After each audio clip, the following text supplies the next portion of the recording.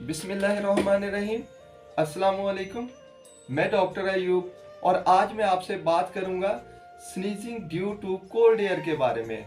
अक्सर लोगों को ये प्रॉब्लम रहता है कि जैसे ही वो ठंडी हवा के कांटेक्ट में आते हैं उन्हें फौरी स्नीजिंग होना शुरू हो जाती हैं, छींकें आने लगती हैं और जब बार बार छींकें आती हैं तो इसके साथ उन्हें मज़ीद कुछ सिम्टम्स मिलने लगते हैं।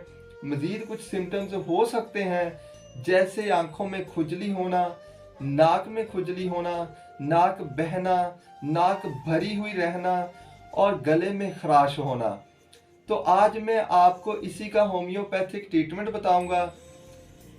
तो अब मैं वक्त ज़ाया किए बगैर आपको बताता हूँ homeopathic treatment of sneezing due to cold air. इसके लिए सबसे बेहतरीन और सबसे पहली मेडिसिन जो है वो है नेट्रम सल्फ 30। नेट्रम सल्फ 30 लें और इसके 2 ड्रॉप्स डायरेक्टली टंग पे डालें सुबह, दोपहर और शाम। अगली दवा है काली बाइक्रोम 200।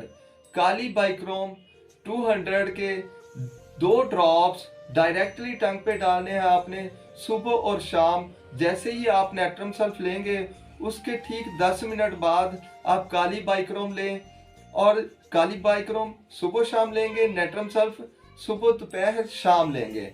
और तीसरी और आखिरी मेडिसिन है ट्यूबरकोलिनम 1M। ट्यूबरकोलिनम 1M आप जस्ट 2 ड्रॉप्स डायरेक्टली टंग पे डालें और ये आपने आज अगर ली है तो ये 15 दिन के बाद आपने दोहरानी है, ये हर रोज आपने इस्तेमाल नहीं करनी।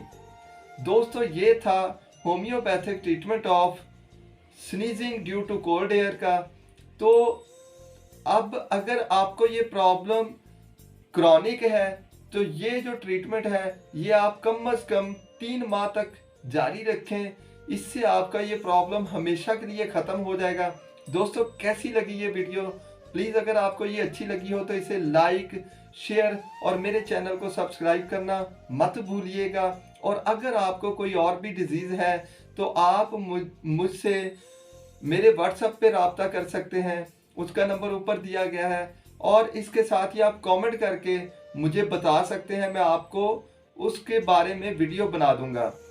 तो अब तक के लिए इतना ही, मिलेंगे इंशाल्लाह एक नई वीडियो में। तब तक के लिए खुदा हाफिज़।